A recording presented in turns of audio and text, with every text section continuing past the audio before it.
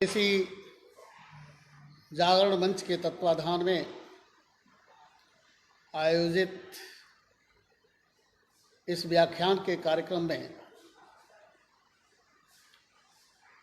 आप सभी का हार्दिक स्वागत है। देश की जो समकालीन स्थिति है उसे देखते हुए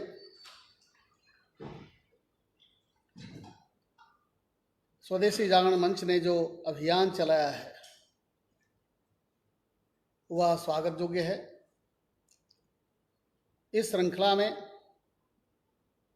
आज मुझे स्वदेशी जागरण मंच ने व्याख्यान हेतु आमंत्रित किया। मैं स्वदेशी जागरण मंच को इसके लिए शुभकामनाएं देता हूँ, बधाई देता हूँ और धन्यवाद ज्ञापित करता हूँ। बंधुओं, यह एक विचित्र कालखंड है। चीन के वुहान राज्य से निकला हुआ कोरोना नामक वायरस पूरे दुनिया में आज विनाश का कारण बना हुआ है। चाहे दुनिया के वो विकसित देश हों, चाहे विकासशील देश हों या पिछड़े हुए देश हों, सभी न्यूनाधिक रूप से इससे पीड़ित हैं। विकल्प नहीं मिल रहा है, किम कर्तव्य विमूढ़ है, क्योंकि जब तक वायरस को रोकथाम के लिए, उसके निवारण के लिए जब तक कोई वैक्सीन नहीं निकल जाती, जब तक किसी विकल्प का आविष्कार नहीं हो जाता, तब तक आइसोलेशन के अलावे, फिजिकल डिस्टेंसिंग के अलावे और सुरक्षात्मक उपायों के अलावा अन्य कोई विकल्प नहीं है। ऐसी स्थिति में क्या किया जाए, कौन सा रास्ता अपनाया जाए? कोरोना का यह कालखंड तो समय के चलते गुजर जाएगा, लेकिन आगे की दुनिया कैसी चलेगी? आगे की दुनिया में इन्वायरमेंट, इकोनॉमी और सोसाइटी किस रूप में चलेगी, किस मॉडल पर चलेगी, किन सिद्धांतों के आधार पर चलेगी, इस पर चिंतन जारी है।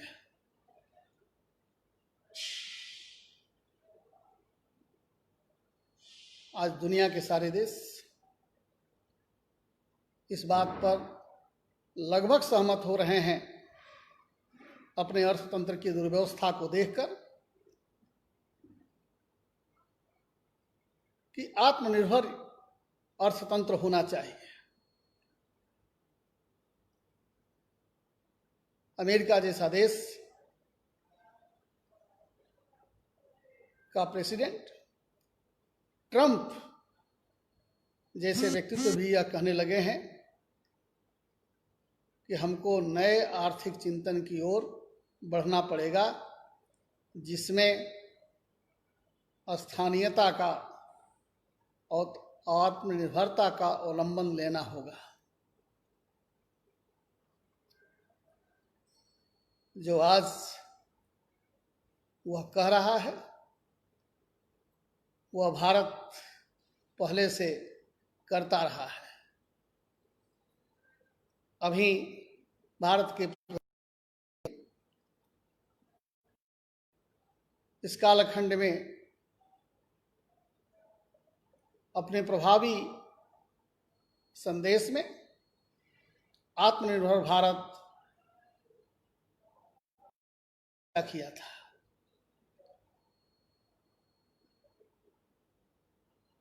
और विकेंद्रित अर्थव्यवस्था की बात उन्होंने स्वीकार किया था,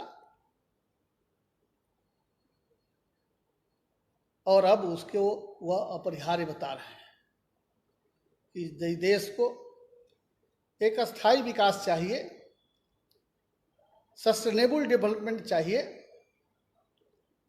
तो आत्मनिर्भर अर्थतंत्र को विकसित करना पड़ेगा।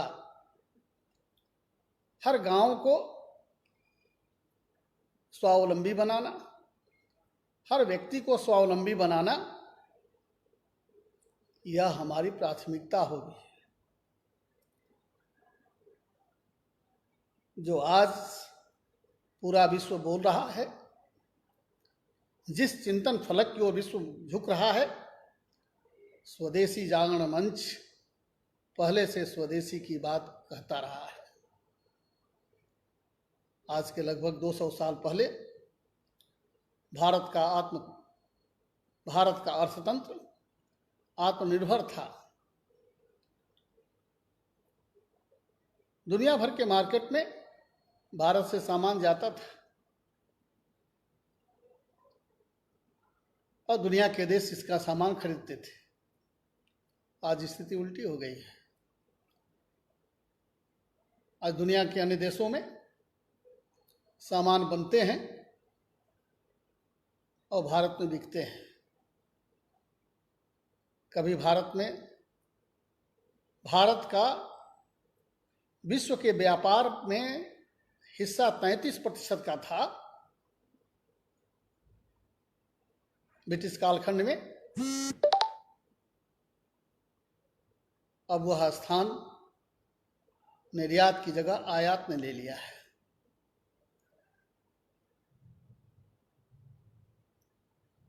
आखिर ऐसी स्थिति क्यों आई? यद्यपि यह ब्रिटिश कालखंड में डलहौजी और लॉर्ड विलियम बेंटिंक के चलते और उनकी नीति के चलते यहाँ के स्वदेशी उद्योग प्रभावित हुए, लेकिन हम इसका रोना कब तक रोते रहेंगे?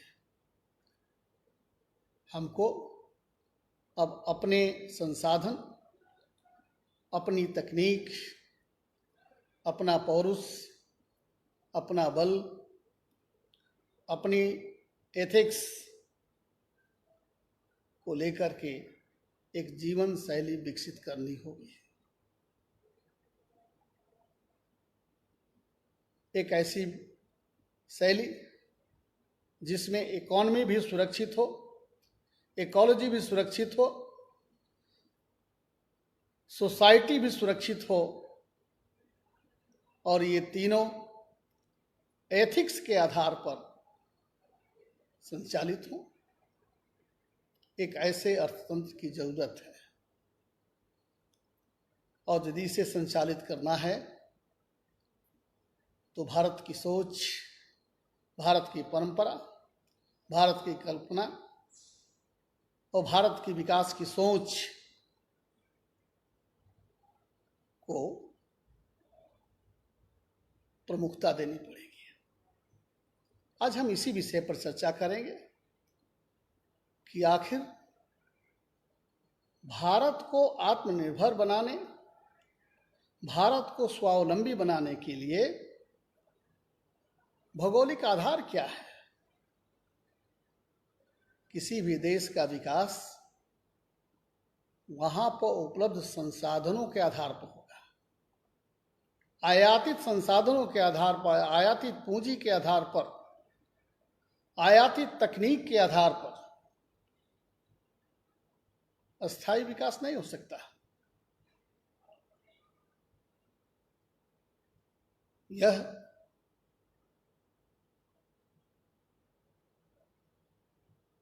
स्वयं सिद्ध बात है। इस दृष्टि से भारत में संसाधन की पर्याप्तता है कि नहीं है, यहाँ के भौगोलिक संसाधन यहाँ के विकास के लिए भरपूर हैं या नहीं, और क्या यहाँ के संसाधनों की बदौलत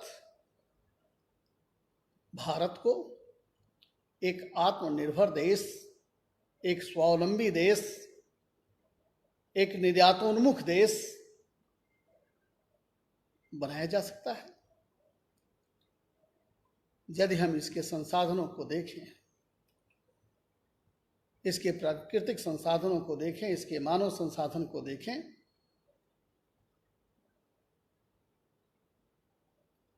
तो बिल्कुल स्पष्ट है कि भारत को, प्रकृति ने जितना भारत को दिया है दुनिया के किसी दूसरे देश को नहीं दिया है। मैं भूगोल का विद्यार्थी हूं, विश्व का भूगोल भी लिखा है हमने और विश्व का भूगोल पढ़ाता भी रहा हूं। यह हमारे रुचि का विषय है और यदि विश्व के भूगोल पर मैं निगाह दौड़ाता हूं तो पाता हूं कि चाहे वह प्राकृतिक संसाधन हो, चाहे वह मानव संसाधन हो, जितनी विपुलता, विविधता, संपन्नता यहाँ के संसाधनों में है, दुनिया के किसी दूसरे देश में नहीं है। और इन्हीं संसाधनों के बदौलत ही देश को आत्मनिर्भर बनाया जा सकता है। बस इसकी संभावनाओं को पहचानने की जरूरत है और उस दिशा में आगे बढ़ने की जरूरत है। उसके अनुकूल एक वातावरण बनाने की जरूरत है, उसके अनुसार एक नीति तैयार करने की जरूरत है। यदि हम प्राकृतिक संसाधनों को देखें तो प्राकृतिक संसाधनों में भूमि संसाधन देखें, अन्य देशों को हम देखते हैं चाइना और जापान की तुलना में, तो भारत में खेतिहर भूमि 52% है। ऐसी जमीन जिस पर खेती की जा सकती है, वह जापान में मात्र 8% है और चाइना में उससे भी कम है। अब चाइना में 40% से भी कम है। इस दृष्टि से हम देखें तो भूमि संसाधन के दृष्टिकोण से संपन्न है। और मिट्टी की संसाधनता को यदि हम देखें, मिट्टी की उत्पादकता को देखें, उर्वरता को देखें, तो सबकी निगाहें पड़ जाएंगी। यह गंगा और जमुना का मैदान जिस भाग में हम हैं, हरिद्वार से लेकर के गंगा सागर तक 2400 किलोमीटर की लंबाई में फैला हुआ यह भूभाग दुनिया का सबसे उर्वर मैदान है। दुनिया का सबसे उर्वर मैदान है, उत्पादक नहीं। फर्टिलिटी और प्रोडक्टिविटी दोनों दो चीजें होती हैं। फर्टिलिटी का मतलब होता है मिट्टी की नैसर्गिक उर्वरता, मिट्टी के स्वाभाविक खनिजीय लक्षण, उसमें ह्यूमस की मात्रा, उसकी संरचना, ये स्वाभाविक होती है, प्रकृति प्रदत्त होती है, उसका स्वरूप नहीं बदला जा सकता। तो स्वाभाविक उर्वरता के दृष्टिकोण से जगह का या मैदानी भाग दुनिया का सबसे उर्वर मैदान है। और यह मैं ही नहीं कहता हूं, टी स्वामीनाथन जैसा कृषि विशेषज्ञ भी इस बात को स्वीकार करता है कि यदि पूरी क्षमता का उपयोग कर दिया जाए तो इस गंगा के मैदानी भाग से केवल भारत को ही नहीं, पूरे दुनिया को खिलाया जा सकता है। अरे 1800 मिलियन टन तक अनाज पैदा किया जा सकता है, जबकि अभी सभी स्रोतों से कुल उत्पादन 230 से 32 मिलियन टन तक पहुंचा है। रिकॉर्ड उत्पादन हुआ है। और इस कोरोना के कालखंड में सारे उद्योग बैठ गए, सेवा क्षेत्र बैठ गया, उसमें मंदी छा गई। लेकिन एग्रीकल्चर सेक्टर ने ही पूरे देश को बचा लिया। यही एक ऐसा सेक्टर है जिसमें ग्रोथ दिख रही है, जिसका काम अप्रभावित रहा। इस देश को कृषि ने बचा लिया, कृषि ने संभाल दिया, कृषि ने चला दिया। इस देश के किसानों का ऋणी देश को होना चाहिए।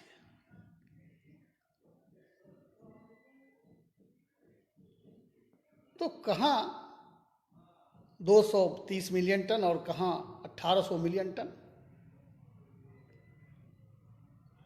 यानी ऐसी मिट्टी की उत्पादकता और उर्वरता जिसमें केवल भारत को ही नहीं पूरे दुनिया को जिसके आधार पर खिलाया जा सकता है।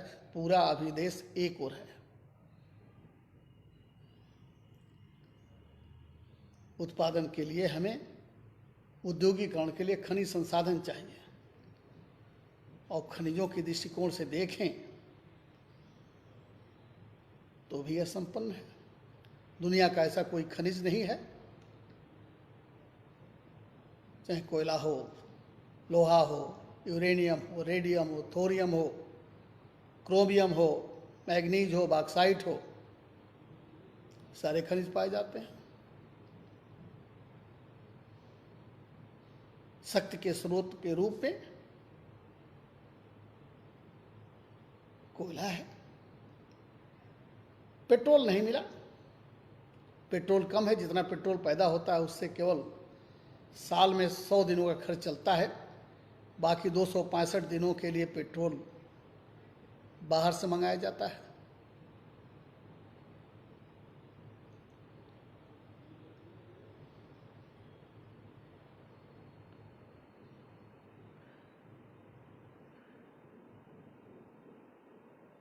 ठीक है, पेट्रोल नहीं मिला, कुदरत ने नाइंसाफी किया। और ये पेट्रोल और कोयला, ये तो ऐसे संसाधन हैं जो जिस गति से इनका शोषण हो रहा है 150 से 200 सालों में समाप्त हो जाएंगे। अरे प्रकृति ने यहाँ ऐसा बसाव दिया, ग्लोब पर भारत की ऐसी स्थिति दिया, ट्रॉपिकल बेल्ट में, इस उष्णकटिबंधीय क्षेत्र में इसको बनाया जहां वर्ष पर्यंत सूर्य की किरणें पड़ती हैं। और जब तक आकाश में सूर्य चमकता रहेगा, ये नदियां प्रवाहित होती रहेंगी, हमको जल विद्युत मिलती रहेगी। यह विलक्षण ऊर्जा का संसाधन, यह अक्षय ऊर्जा का स्रोत दुनिया के इसी देश में है, दुनिया की किसी दूसरे देश में नहीं है। और केवल जल शक्ति की ही बात क्यों करें? अरे सोलर एनर्जी, अभी तक इसका उपयोग ही नहीं हुआ। और अभी तक इस देश की सरकारों ने, पूर्ववर्ती सरकारों ने सौर ऊर्जा पर कोई काम ही नहीं किया। केवल दूसरे देशों पर निर्भरता अपनी बढ़ाते गए, बढ़ाते गए, बढ़ाते गए। सारी विदेशी मुद्रा उसी पेट्रोल के आयात पर देते गए। हरे कदाचित रिसर्च और इनोवेशन पर, विशेषतया सोलर एनर्जी पर यह खर्च किया गया होता तो आज देश ऊर्जा के मामले में निर्भर रहता। और ऐसे ही सूर्य की कृपा इस देश में कि यदि उसका भरपूर उपयोग किया जाए तो घर घर में बिजली तैयार हो सकती है। ऐसी क्षमता, ऐसी संसाधनता प्रकृति ने यहां दिया। और केवल प्राकृतिक संसाधनों की ही बात क्यों करें? संसाधन केवल धरती में है क्या? संसाधन केवल धरती के ऊपर है क्या? अरे संसाधन तो मानव के मस्तिष्क में है। और इसीलिए कहा जाता है कि there is more in man than in land. इस धरती में कम है और मानव के मस्तिष्क में अधिक है। यदि मानव संसाधन जो इस देश की 135 करोड़ जनसंख्या है, वह जनसंख्या नहीं, वह हमारे लिए संसाधन है, हमारे लिए एसेट है, हमारे लिए उपहार है। क्योंकि ऐसे समय में जब दुनिया के देश बूढ़े हो चले हैं, हम दुनिया के यंग देश हैं, जहां एवरेज आयु 29 वर्ष है। इस मानव संसाधन को यदि स्किल्ड बनाया जाए, दीक्षित बनाया जाए, प्रशिक्षित बनाया जाए, हुनरमंद बनाया जाए, तो दुनिया का कोई दूसरा देश इसका मुकाबला कर सकता है। अभी तक हुनर विकसित करने पर, स्किल डेवलपमेंट करने पर जोर नहीं दिया जाता था। भारत की इस यशस्वी सरकार ने पहली बार केंद्र में स्किल डेवलपमेंट मिनिस्ट्री की स्थापना किया, जो केवल युवकों में, श्रमिकों में स्किल डेवलपमेंट का काम कर रहा है। और यह जो अभी प्रधानमंत्री जी ने 20 लाख करोड़ रुपए का जो पैकेज दिया है, उसमें मुख्य बात आत्मनिर्भरता पर ही है। आत्मनिर्भरता पर है, जिसकी आलोचना भी हुई। कुछ लोगों ने कहा कि सीधे केवल पैसा दे देना चाहिए, वो लोगों के पॉकेट में चला जाना चाहिए, हाथ पर दे देना चाहिए। नहीं, आप लोगों को भोजन करना क्यों सिखाना चाहते हैं बैठाकर, या भोजन बनाना और भोजन प्राप्त करने का साधन सिखाना चाहते हैं?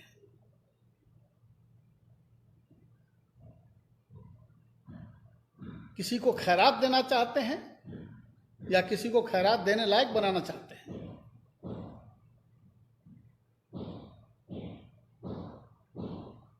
यदि एक जापानीज कहावत है, यदि किसी को आप एक मछली देते हैं तो उसे एक मीटिंग का भोजन देते हैं, और यदि उसे मछली का शिकार करना सिखाते हैं तो उसको पूरे जीवन भर के लिए जीविका देते हैं। यह जो आत्मनिर्भरता की बात है, इसी में कूट कूट का भरी है कि हुनरमंद बनाओ। तो वह मानव संसाधन भी है यहाँ पर, वह विकसित मानव संसाधन भी है। दुनिया का सबसे टॉप 20 संपन्न लोगों का नाम लिया जाए तो उसमें से कम 1/3 तो भारत के होंगे ही। और भारत में बचत सबसे अधिक है, क्योंकि विदेशी पूंजीवादी देशों की जो व्यवस्था है वह तो ऋणम कृत्वा घृतम पिबेत पर आधारित है।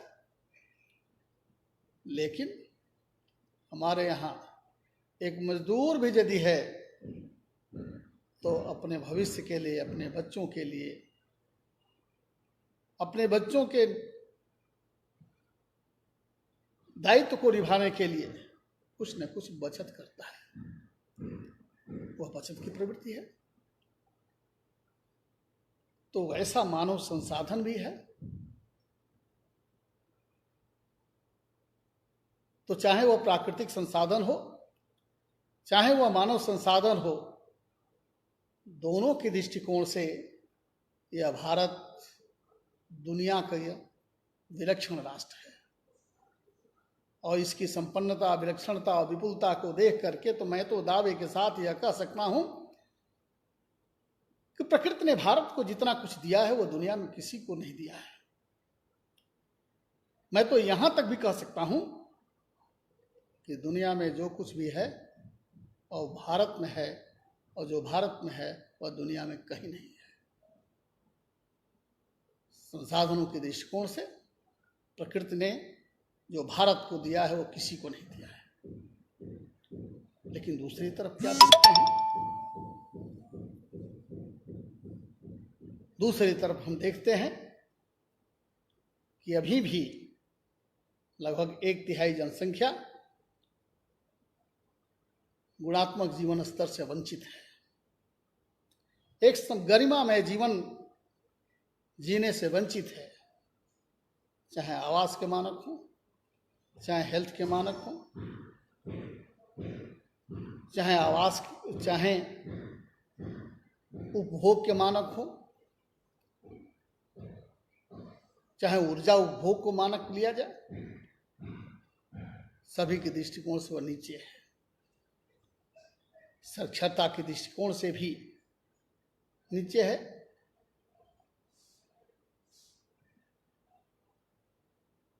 तो बड़ी यह एक शोध का विषय है, गहन शोध का विषय है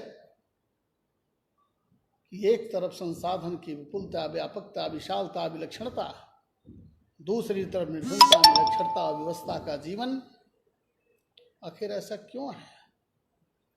क्या यहाँ के लोगों में हुनर नहीं है? क्या यहाँ के लोगों में क्षमता नहीं है? क्या यहाँ के लोगों के विकास करने की इच्छा का स्वाहा हो चुका है? जी नहीं, उस इच्छा को जगाया नहीं गया, उन्हें हुनरमंद नहीं बनाया गया, उनकी संभावनाओं का एहसास नहीं कराया गया। जैसे एक छोटा सा उदाहरण है, जैसे ही कोरोना का प्रकोप भारत में शुरू हुआ, पीपीई किट भारत में एक भी उपलब्ध नहीं थी। दुनिया से आयात किया जा रहा था, लेकिन इतने ही दिनों में इस देश के उद्यमियों ने, इस देश के साहसी उद्यमियों ने एक ऐसा कंजेनियल एटमॉस्फेयर क्रिएट किया कि आज केवल पीपी किट बना ही नहीं रहा है और केवल यही की आवश्यकताओं की पूर्ति नहीं कर रहा है, बल्कि दुनिया के दूसरे देशों को निर्यात भी कर रहा है। संभावनाएं हैं। आखिर ऐसा क्यों है? एक तरफ सारी संसाधन की संपन्नता है, दूसरी तरफ निर्धनता, निरक्षरता, व्यवस्था का जीवन। आखिर क्यों है? यही कुशलता का अभाव। यहाँ के लोकल संसाधनों के आधार पर विकास का प्रयास नहीं किया गया। द्वितीय पंचवर्षीय योजना, ये पहले एक विवाद चला, एक बहस चली कि कृषि से उद्योग की ओर चलना चाहिए विकास के रास्ते पर, या उद्योग के विकास की ओर। लेकिन जो महालनोबिस का जो नेहरूवियन मॉडल रहा, उस नेहरूवियन मॉडल के चलते द्वितीय पंचवर्षीय योजना में ट्रिकल डाउन प्रोसेस को अपनाते हुए कि कुछ चयनित केंद्रों पर, बड़े नगरों पर, बड़े स्थानों पर औद्योगिकरण का स्थापना, वहां मास प्रोडक्शन, और धीरे धीरे वह पर्कुलेट होगा तो नीचे की ओर आएगा। वह पर्कुलेट कहाँ हुआ? वह तो रास्ते में सूख गया। केवल छद्म नगरीकरण हुआ। एक जगह भीड़ इकट्ठा होती गई, जिसको नगरीकरण का नाम दिया गया, वह नारकीकरण हुआ, नगरीकरण नहीं हुआ। केंद्रीकरण होता गया सारी सुविधाओं का, उद्योगों का, विद्यालयों का, सुविधाओं का, और जिसको पाने की चाह में ग्रामीण क्षेत्रों से नगरीय क्षेत्र की ओर अबाध प्रवाह हुआ, जहां पर आवास, परिवहन, जल उपलब्धता की तुलना में, जॉब की तुलना में लोगों का संकेंद्रीकरण बढ़ा, जिसके कारण नगर वो बोझिल होती गए। वहाँ पर उपलब्ध अवस्थापनात्मक सुविधाएं वहाँ के नगरों लोगों की संख्या की बोझ से करार है। आप कल्पना कर सकते हैं कि 2.5 वर्ग किलोमीटर में 85 लाख लोग रहते हैं धारावी। वहाँ आइसोलेशन संभव है क्या? फिजिकल डिस्टेंसिंग संभव है क्या? जहाँ लेयर बना बना करके लोग रहते हैं। जब ये कोरोना का कालखंड आया, अब पुनः गांव की ओर प्रवाह शुरू हुआ, और गांव की ओर जो माइग्रेशन हो रहा है, मुझे लगता है कि अब दिन बहुरने लगेंगे, दिन बहुरेंगे। अब गांव स्तर पर, जैसे कृषि में ही देखें, कृषि में विविधता लाई जाए, बागवानी भी, मधुमक्खी पालन भी, सुअर पालन भी, बकरी पालन भी,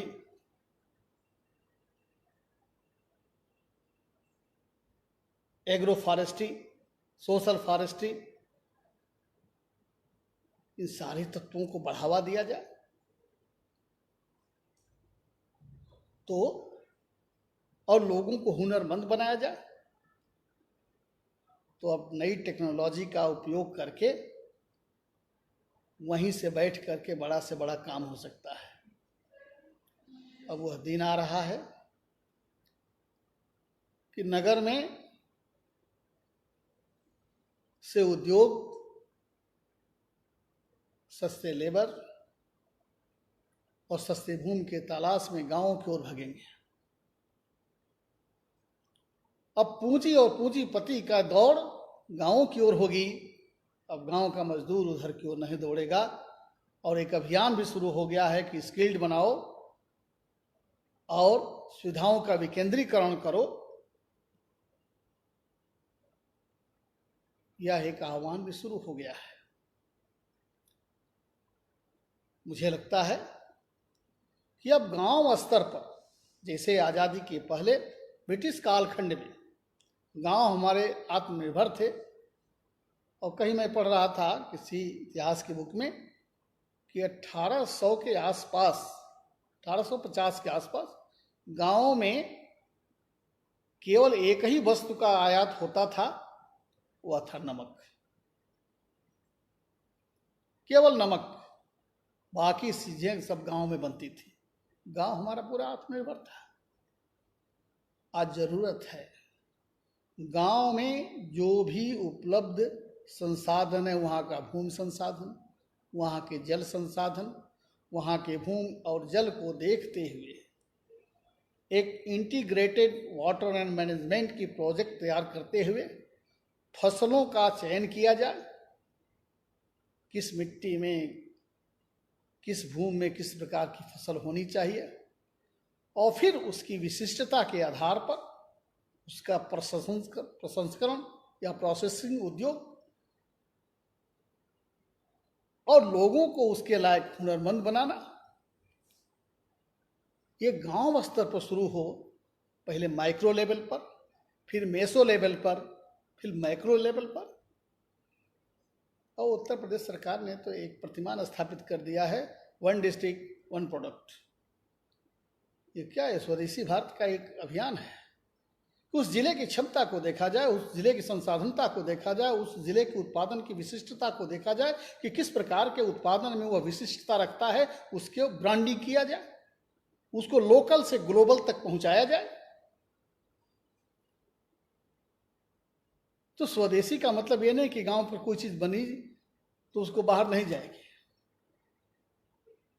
स्वदेशी को, लोकल को इस प्रकार की ग्लोबल के रूप में उसकी ब्रांडिंग करनी है ताकि विश्व स्तर पर वह स्थापित हो सके। मेरा अटूट विश्वास है, यदि कोई भी क्षेत्र विकास करेगा, कोई भी व्यक्ति विकास करेगा तो अपनी बुद्धि और विवेक के आधार पर विकास करेगा, अपने हुनर के बदौलत विकास करेगा। और ठीक उसी तरह, क्योंकि ये कहा जाता है, गांव में कहावत कही जाती है कि सिखाई हुई बुद्धि 2.5 घड़ी, यानी 2.5 घंटे तक रहती है सिखाई हुई बुद्धि। अरे व्यक्ति में जो क्षमता है, जो व्यक्ति में कुशलता है, उसका प्रस्फुटन किया जाए, उसका विस्तार किया जाए, उसका विकास किया जाए, हुनरमंद बनाया जाए, संसाधनों को पहचाना जाए, उनकी संभावनाओं का अध्ययन किया जाए और गांव लेवल पर इन सारी सुविधाओं का विकेंद्रीकरण हो, तो यही स्वदेशी होगा। और यही नहीं, यदि हमको इकोनॉमी, इकोलॉजी और सोसाइटी को बचाना है तो भारत की जीवन शैली, भारत की एथिक्स को अपनाना होगा। एक ऐसी जीवन शैली जो भोग पर आधारित नहीं है, जो त्याग पर आधारित है, जो सभी जीवों में एक ही आत्मा का वास देखती है, जो पूरे वसुधा को एक परिवार के रूप में समझती है, जो भूतल के जैविक और अजैविक तत्वों को समन्वय संतुलन में विश्वास रखती है।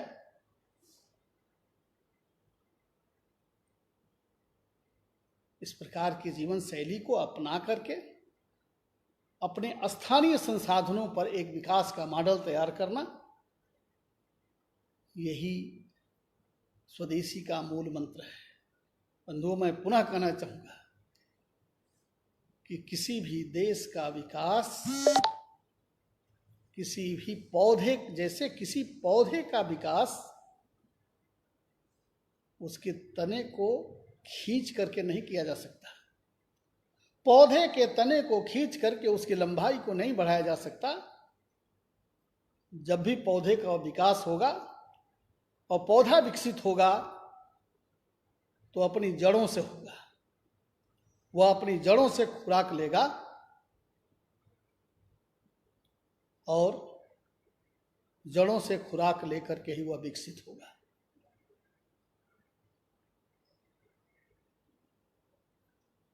और इसलिए यह आवश्यक है कि स्थानीय संसाधन, स्थानीय तकनीक, स्थानीय लोग की क्षमता, दक्षता का मूल्यांकन करते हुए आत्मनिर्भर भारत को स्थापित किया जा सकता है। और अब आज तो वह भावना जिस तरह से प्रबल होती जा रही है, आज दिख रहा है कि जिस प्रकार से विदेशी सामानों की होली जलाई जा रही है, आज चाइना के सामानों की, लगता है कि स्वदेशी जागरण मंच ने जो 90 के दशक में देखा था, जिसको लेकर के स्वदेशी आंदोलन शुरू किया था, वह मुखरित होने वाली है, वह कार्य रूप लेने वाली है।